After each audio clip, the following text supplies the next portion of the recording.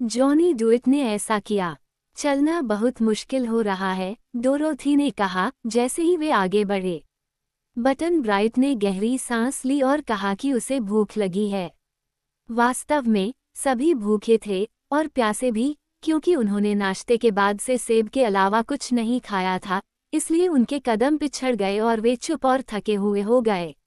अंत में वे धीरे धीरे एक बंजर पहाड़ी की चोटी पर से गुजरे और उनके सामने हरे पेड़ों की एक पंक्ति देखी, जिसके पैरों के पास घास की एक पट्टी थी। एक सुखद सुगंध उनकी ओर बह रही थी। हमारे यात्री, जो गर्मी और थकान से व्याकुल थे, इस ताजगी भरे नज़ारे को देखकर आगे की ओर भागे और कुछ ही देर में पेड़ों के पास पहुंच गए। यहाँ उन्हें शुद्ध बुदाबुदाते पानी का एक झरना मिला, जिसके चारों ओर घास जंगली स्ट्रॉबेरी के पौधों से भरी हुई थी। उनके सुंदर लाल जामुन पके हुए और खाने के लिए तैयार थे। कुछ पेड़ों पर पीले नारंगी और कुछ पर लाल नाशपाती लगे थे, इसलिए भूखे साहसी लोगों को अचानक खाने और पीने के लिए भरपूर मात्रा में भोजन मिल गया। उन्होंने सबसे बड़ी स्ट्रॉबेरी और पके संतरे चुनने में कोई समय बर्बाद नहीं किया और जल्द ही अपने दिल की इच्छा के अनुसार भोजन किया। पेड़ों की कतार से आगे बढ़ते हुए उन्होंने अपने सामने एक भयावह, उदास रेगिस्तान देखा। हर जगह धूसर रेत थी। इस भयानक बंजर भूमि के किनारे पर एक बड़ा सफ़ेद बोर्ड था, जिस पर काले अक्षरों में सफाई से लिखा हुआ था और अक्षरों से ये शब्द बने थे, सभी लोगों को इस रेगिस्तान में न जाने की चेतावनी दी जाती है, क्योंकि घातक रेत किसी भी जीवित प्राणी को क्षण भर में धूल में बदल देगी। इस बाधा से परे है ऑस्ट्रेलिया की भूमि, लेकिन इन विनाशकारी रेत के कारण कोई भी उस खूबसूरत देश तक नहीं पहुंच सकता। ओह, डोरोथी ने कहा, जब झबरा आदमी ने ये संकेत जोर से पढ़ा। मैंने ये रेगिस्तान पहले भी देखा है, और यह सच है कि कोई भी व्यक्ति जीवित नहीं रह सकता जो रेत पर चलने की कोशिश करता है। तो फिर हमें ये कोशिश नहीं करनी चाहिए, झबरा आदमी ने सोच समझकर जवाब दिया। लेकिन चूंकि हम आगे नहीं जा सकते और वापस जाने का कोई फायदा नहीं है, तो फिर हम आगे क्या करेंगे? पता नहीं, बटन ब्राइट ने कहा। मुझे भी यकीन है कि मैं नहीं जानती, डोरोथी ने हताश होकर कहा। काश पिताजी मुझे लेने आते, सुंदर इंद्रधनुष की बेटी ने आह भरते हुए कहा। मैं तुम सबको इंद्रधनुष पर रहने के लिए ले जाऊंगी, जहां तुम सुबह से रात तक इसकी किरणों के साथ नृत्य कर सकते हो, बिना किसी प्रकार की चिंता या परेशानी के। लेकिन मुझे लगता है कि पिताजी अभी बहुत व्यस्त हैं और मेरे लिए दुनिया की खोज नहीं कर सकते। मैं नाचना नहीं चाहता, बटन ब्राइट ने नर्म घास पर थके हुए बैठते हुए कहा। ये बहुत अच्छा है, पोली, डोरोथी ने कहा, लेकिन इंद्रधनुष पर नाचने से बेहतर मेरे लिए और भी चीज़ें हैं। मुझे डर है कि वे पैरों के नीचे नर्म और मुलायम होंगे, वैसे भी, हालांकि वे देखने में बहुत सुंदर हैं। इससे समस्या का समाधान नहीं हुआ और वे सभी चुप हो गए तथा एक दूसरे की ओर प्रश्नवाचक दृष्टि से देखने लगे। सच में, मुझे नहीं पता कि क्या करना है, झबरा आदमी ने टोटो को ध्यान से देखते हुए कहा, और छोटे कुत्ते ने अपनी पूंछ हिलाते हुए कहा, बो वाओ, जैसे कि वह भी नहीं बता पा रहा था कि क्या करना है। बटन ब्राइट ने एक छड़ी ली और जमीन खोदना शुरू कर दिया, और दूसरे लोग उसे कुछ देर तक गहरी सोच में डूबे हुए देखते रहे। अंत में झबरा आदमी ने कहा, अब लगभग शाम हो चुकी है, इसलिए हम इस सुंदर जगह पर सो सकते हैं और आराम कर सकते हैं। शायद सुबह तक हम ये तय कर सके कि क्या करना सबसे अच्छा होगा। बच्चों के लिए बिस्तर बनाने का बहुत कम अवसर था, लेकिन पेड़ों की पत्तियां घनी हो गई थीं और रात की ओस को रोकने के लिए काम आती थीं, इसलिए झबरा आदमी ने सबसे घनी छाया में नर्म घास जमा कर दी और जब अंधेरा हो गया तो वे लेट गए और सुबह तक शांति से सो गए। लेकिन दूसरों के सो जाने के काफी समय बाद, झबरा आदमी झरने के पास तारों की रोशनी में बैठा हुआ, उसके बुदबुदाते पानी को सोच समझकर देख रहा था। अचानक वह मुस्कुराया और खुद से सिर हिलाया जैसे कि उसे कोई अच्छा मिल गया हो। यह विचार मन में आया, जिसके बाद वह भी एक पेड़ के नीचे लेट गया और शीघ्र ही नींद में खो गया। सुबह की चमकदार धूप में, जब वे स्ट्रॉबेरी और मीठे रसदार नाशपाती खा रहे थे, डोरोथी ने कहा, पोली, क्या तुम कोई जादू कर सकती हो? नहीं, प्रिया, पॉलीक्रोम ने अपना नाजुक सिर हिलाते हुए उत्तर दिया। इंद्रधनुष की बेटी होने के नाते तुम्हें कुछ जादू तो जानना ही चाहिए, डोरोथी ने गंभीरता से कहा। लेकिन हम जो इंद्रधनुष पर ऊनी बादलों के बीच रहते हैं, हमें जादू की कोई आवश्यकता नहीं है, पॉलीक्रोम ने उत्तर दिया। मैं जो चाहती हूँ, डोरोथी ने कहा, वो ये है कि रेगिस्तान को पार करके उसकी भूमि और उसके एमरल्ड सिटी तक पहुँचने का कोई रास्ता ढूंढूं। मैं इससे पहले ही पार कर चुकी हूँ, आप जानते हैं, 1 से ज़्यादा बार। पहले एक चक्रवात ने मेरे घर को उड़ा दिया था और कुछ सिल्वर शूज ने मुझे आधे सेकंड में वापस ला दिया था। फिर ओज़मा ने मुझे अपने जादुई कालीन पर ले लिया और उस बार नोम किंग की जादुई बैट ने मुझे घर पहुंचाया। आप देखिए कि यह जादू ही था जिसने हर बार ऐसा किया, सिवाय पहले वाले को छोड़कर, और अब हम यह नहीं सोच सकते कि कोई चक्रवात आएगा और हमें एमरल्ड सिटी तक ले जाएगा। नहीं, सचमुच, पोली ने कांपते हुए कहा, वैसे भी मुझे चक्रवातों से नफरत है। इसलिए मैं ये जानना चाहती थी कि क्या तुम कोई जादू कर सकते हो, छोटी कैंसस लड़की ने कहा। मुझे यकीन है कि मैं नहीं कर सकती, और मुझे यकीन है कि बटन ब्राइट भी नहीं कर सकता, और झबरा आदमी के पास एकमात्र जादू है लव मैग्नेट, जो हमारी ज्यादा मदद नहीं करेगा।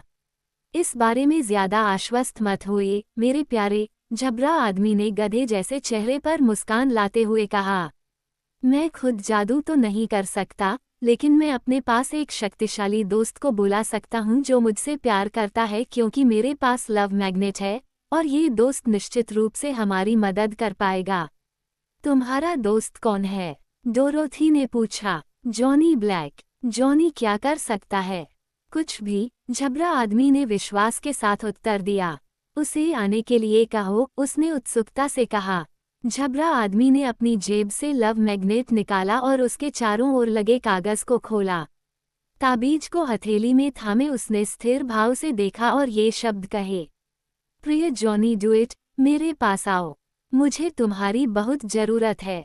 ठीक है, मैं यहाँ हूँ, एक प्रसन्नचित छोटी सी आवाज ने कहा, लेकिन आपको यह नहीं कहना चाहिए कि आपको मेरी बहुत ज़रूरत है, क्योंकि मैं हमेशा हमेशा अच्छा हूँ।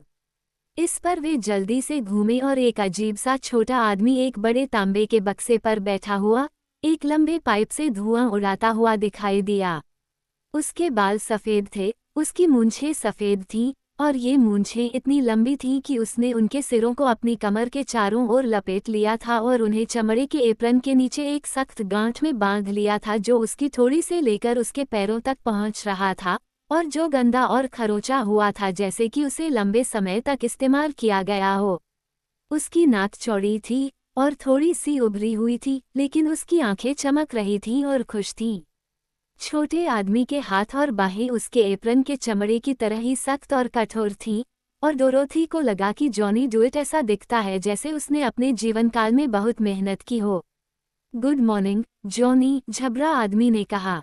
इतनी जल्दी मेरे पास आने के लिए धन्यवाद। मैं कभी समय बर्बाद नहीं करता, नवागंतुक ने तुरंत कहा। लेकिन तुम्हें क्या हो गया है? तुम्हें वह गधे का सिर कहाँ से मिला? सच में, अगर मैंने तुम्हारे पैरों को न देखा होता, तो मैं तुम्हें बिल्कुल भी नहीं पहचान पाता, शगी मैन। झबरा आदमी ने जॉनी डुइट को डोरोथी और टोटो तथा बटन ब्राइट और रेनबो की बेटी से मिलवाया, तथा उसे उनके साहसिक कारनामों की कहानी सुनाई, तथा कहा कि वे अब ओस की भूमि में एमरल्ड सिटी पहुंचने के लिए उत्सुक थे, जहां डोरोथी के मित्र थे जो उनकी देखभाल करेंगे और उन्हें सुरक्षित घर वापस भेज देंगे। लेकिन, उन्होंने कहा, हम पाते हैं कि हम इस रेगिस्तान को पार नहीं कर सकते, जो इसे छूने वाले सभी जीवित प्राणियों को धूल में बदल देता है, इसलिए मैंने आपसे आग्रह किया है कि आप आएं और हमारी सहायता करें। जॉनी डुइट ने अपना पाइप फूंका और ध्यान से उनके सामने फैले भयानक रेगिस्तान को देखा, जो इतनी दूर तक फैला हुआ था कि वे उसका अंत नहीं देख पा रहे थे। तुम्हें तेजी से चलना होगा, उसने तेजी से कहा। क्या? झबरा आदमी ने पूछा। रेत की नाव में, जिसमें स्लेज की तरह धावक होते हैं और जहाज की तरह पाल होते हैं। हवा आपको रेगिस्तान में तेजी से उड़ा ले जाएगी और रेत आपके शरीर को छूकर उसे धूल में नहीं बदल सकती। अच्छा, डोरोथी ने खुशी से ताली बजाते हुए कहा। यही वह रास्ता था जिससे जादुई कालीन हमें पार ले गया। हमें उस भयानक रेत को बिल्कुल भी नहीं छूना पड़ा। लेकिन रेत वाली नाव कहाँ है? झबरा आदमी ने चारों ओर देखते हुए पूछा। मैं तुम्हारे लिए एक बनाऊंगा, जॉनी डुइट ने कहा। बोलते बोलते उसने पाइप से राख झाड़कर जेब में रख ली। फिर उसने तांबे के बक्से का ताला खोला और ढक्कन उठाया, और डोरोथी ने देखा कि वह सभी प्रकार और आकृतियों के चमकदार औजारों से भरा हुआ था। जॉनी डुइट अब तेजी से चलने लगा था, इतनी तेजी से कि वे उसके काम को देखकर हैरान रह गए। उसके सीने में वह हर काम करने के लिए एक औजार था जो वह करना चाहता था, और ये जादुई औजार रहे होंगे क्योंकि वे अपना काम इतनी तेजी से और इतनी अच्छी तरह से करते थे। काम करते हुए वह आदमी एक छोटा सा गाना गुनगुना रहा था, और डोरोथी ने उसे सुनने की कोशिश की। उसे लगा कि उसके बोल कुछ इस तरह के हैं। किसी काम को करने का एकमात्र तरीका है कि जब आप कर सकें तब उसे करें, और उसे खुशी खुशी करें, और गाएं और काम करें और सोचें और योजना बनाएं। एकमात्र असली दुखी व्यक्ति वह है जो काम करने से कतराने की हिम्मत करता है। एकमात्र असली खुश व्यक्ति वह है जो काम करने की परवाह करता है। जॉनी डुइट जो भी गा रहा था, वह निश्चित रूप से कुछ कर रहा था, और वे सभी खड़े होकर उसे आश्चर्य से देख रहे थे।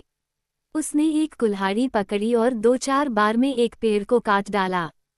फिर उसने एक आरी ली और कुछ ही मिनटों में पेड़ के तने को चौड़े लंबे तख्तों में काट दिया। फिर उसने तख्तों को एक नाव के आकार में जोड़ दिया, जो लगभग 12 फीट लंबी और 4 फीट चौड़ी थी। उसने दूसरे पेड़ से एक लंबा, पतला डंडा काटा, जिसकी शाखाओं को काटकर नाव के बीच में सीधा बांध दिया गया, जो मस्तूल का काम करता था। उसने संदूक से रस्सी का एक कुंडल और कैनवास का एक बड़ा बंडल निकाला, और इनसे अभी भी अपना गाना गुनगुनाते हुए उसने एक पाल तैयार किया। इसे इस तरह से व्यवस्थित किया कि इसे मस्तूल पर ऊपर या नीचे किया जा सके। डोरोथी ये देखकर आश्चर्य से कांप उठी कि यह चीज़ उसकी आंखों के सामने इतनी तेजी से कैसे बढ़ रही है, और बटन ब्राइट और पोली दोनों ही समान रुचि के साथ देख रहे थे। इसे रंगा जाना चाहिए, जॉनी डुइट ने अपने औजारों को संदूक में वापस डालते हुए कहा, क्योंकि इससे यह अधिक सुंदर दिखाई देगा। लेकिन हालांकि मैं इसे आपके लिए 3 सेकंड में रंग सकता हूँ, इसे सूखने में 1 घंटा लगेगा, और यह समय की बर्बादी है। हमें इसकी परवाह नहीं है कि यह कैसा दिखता है, झबरा आदमी ने कहा। काश ये हमें रेगिस्तान पार ले जा सके। यह ऐसा ही करेगा, जॉनी डुइट ने घोषणा की। आपको बस इस बात की चिंता करनी है कि कहीं ये पलट न जाए। क्या आपने कभी जहाज चलाया है? मैंने एक को जलयात्रा करते देखा है, झबरा आदमी ने कहा। अच्छा, इस नाव को उसी तरह चलाओ जिस तरह तुमने जहाज को चलते देखा है, और तुम जाने से पहले ही रेत के पार पहुंच जाओगे। ऐसा कहते हुए उसने संदूक का ढक्कन जोर से नीचे पटक दिया, और शोर सुनकर वे सब आंख मारने लगे। जब वे आंख मार रहे थे, तो कामगार औजारों समेत गायब हो गया।